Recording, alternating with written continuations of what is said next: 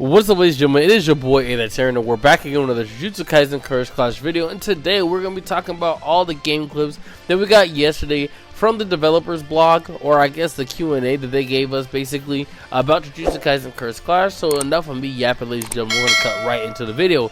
Don't forget to like, comment, and subscribe. If you guys enjoy this kind of content, please just let your boy Aaron know. Without further ado, let's get into the video, shall we?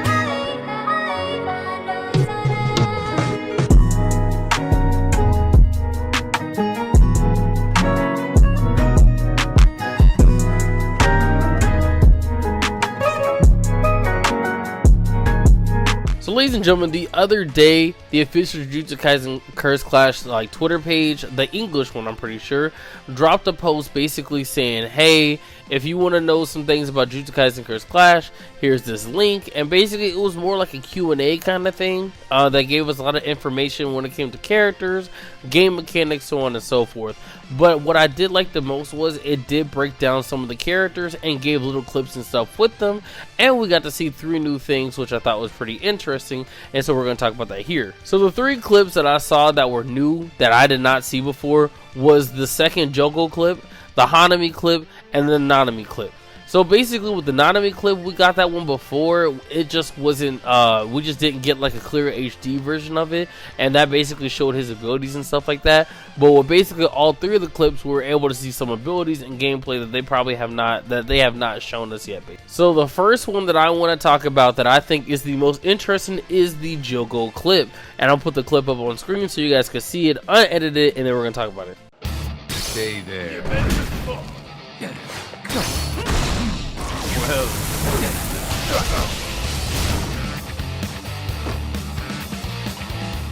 So in the Jogo clip, you see Jogo going against Sukuna, and Sukuna looks like he's using an ability, and he basically says don't move while he's in some sort of stance.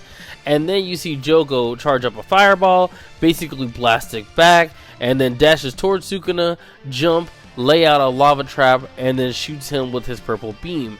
So basically, if you guys do not remember, we talked about how Jogo's abilities are going to work, and this looks like another one of his abilities. So so far, one of the 2 abilities that we saw was basically him shooting out a fire pillar blast, and then another blast that looked like it was curse energy, and then it looks like this third ability, which I've mentioned before, is more of a landmine from my boy Jogo, and I think that is pretty cool. Now, people have been talking about how there is going to be another special move that's going to require him or utilize his basically his little firefly things. And I'm excited to see how that gameplay is going to work. But if you guys already know how it works from watching other content creators, just let me know in the comment section, because I'll greatly appreciate that. Now, if you guys do not remember, the game developers said in one of the scans that Jogo was their most favorite character to make and develop, and I can kind of see that already. Jogo looks like a very fast and deadly character, and his abilities look pretty mean on top of that. He looks like he's going to be a very good mid-range fighter because of his basically the range from his blast, plus he's able to lay down those traps. Now, I'm not 100% sure if there is like a specific range on the traps, but looks like my boy could lay down the traps. Because if you guys do not remember, there was a Gojo clip where Gojo was using his limitless technique, and Jogo was able to use that from a medium distance, I would say.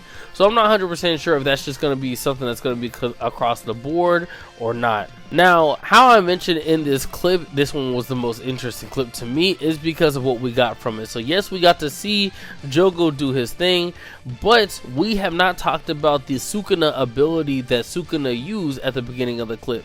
So basically, Sukuna says don't move, basically. And I don't know if you guys remember in season 2, whenever it was Jogo versus Sukuna, and then Jogo summoned that meteor, Sukuna told everyone, hey, don't move until I say so. But if you guys see, it looks like Sukuna is in a stance where he basically is like, don't move, and it looks like he's ready to parry or do a move. And if we slow it down ever so slowly, when Jogo fired off that ability, it was like instantaneous, where Sukuna lunged in front of Jogo and was going to attack Jogo right there, point blank in his mother face. And then that's when Jogo used his ability, which then blasted Sukuna back. Now, I think that might be a parry for Sukuna, because it looks like it waited for him to activate the move and then he lunged forward, because that looks practically instantaneous. That doesn't look like someone was able to perfectly guess that. I think that that was a counter, and I think that Sukuna went from being where he was in that part of the map and then just jumped in front of him. So it looks like Sukuna has a parry for himself, and I think that is honestly very sick. The next clip I want to talk about is my boy Hanami, and basically Hanami is going against Itadori, and we get to see basically some of Hanami's abilities in action.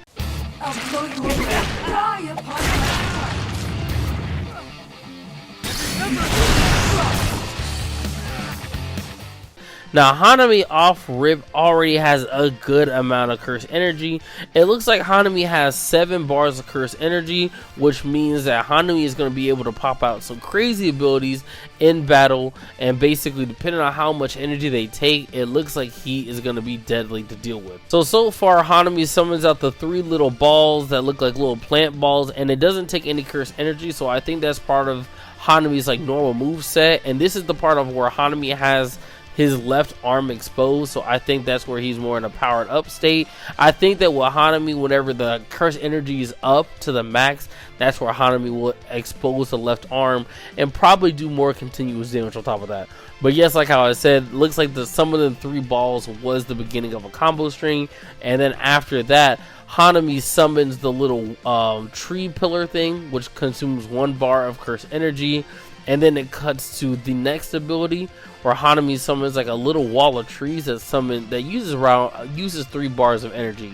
Now the thing about the pillar ability, it is a very interesting ability, but there is one more ability that Hanami has where Hanami summons like a little tree basically that can attack from a distance.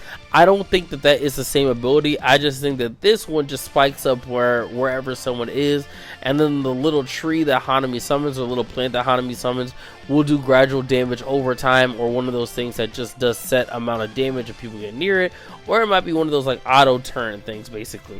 But yeah, this is one of Hanami's 3 abilities, and I think that is really cool. And I also think that when it comes to the little wall of trees that Hanami made, Hanami was able to block Itadori from coming at him. So maybe this could be a projectile blocker. I'm not 100% sure. I don't know if you guys remember, but I did mention in my Maki video that the thing I like about this game is if a character is good at mid to long range or close range fighting, they will have an arsenal that could be able to at least adapt to at least one thing. So with Maki, for example, it looks like Maki could parry some projectiles, which is good because Maki is more of a close range character anyway.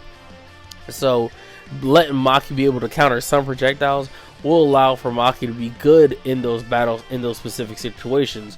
For Nobata, for example, Nobata is more close range than she is, more long range than she is close range. But she has a hammer ability and some abilities where she can attack opponent in front of her, put some nails in them to be able to activate some straw doll techniques, which is another example of what I was talking about. Gojo is the same way. Gojo has some long range abilities, but also some mid range abilities and a little bit of close range abilities. So I'm happy that Hanami has the same thing, where basically bro is able to have a wall up in front of him when dealing with close range combatants, or to either block other projectiles. Next, ladies and gentlemen, we have my boy Nanami, and your boy Aaron's gonna be a Nanami main. So you know what I'm saying? I have to talk about my boy. Can you defend against it? You better be ready. I'll bill you for overtime later. Let's go. Let's get into it. Fight like we mean it. This is the last.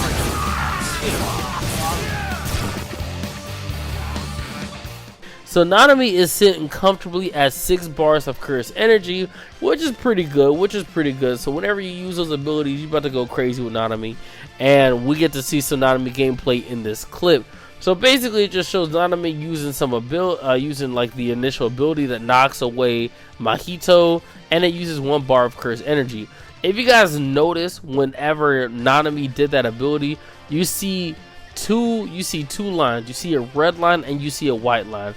The gimmick with Nanami is that you have to time it right for you to do maximum damage. So when you see the white line go on top of the red line, that's the perfect time to strike.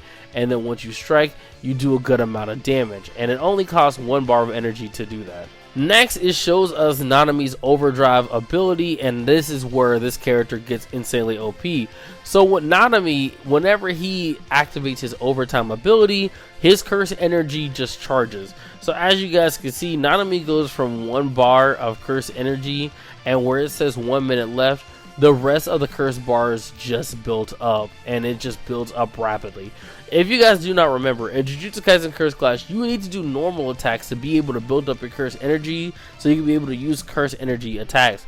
But the fact that if the game is about to end, that is when Nanami's effect kicks in, where he gets that curse energy.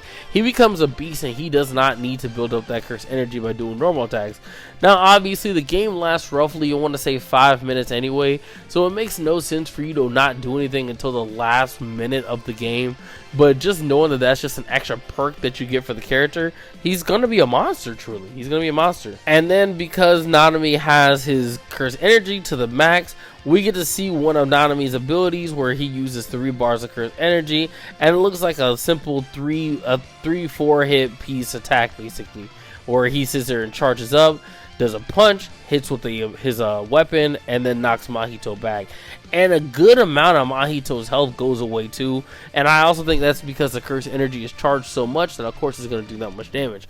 But basically, Nanami is looking like a whole beast, bro. Like, that is honestly going to be my main, and I'm so excited to play with that man. But yeah, ladies and gentlemen, that is the information that we got going on here with all these characters, because we got a lot.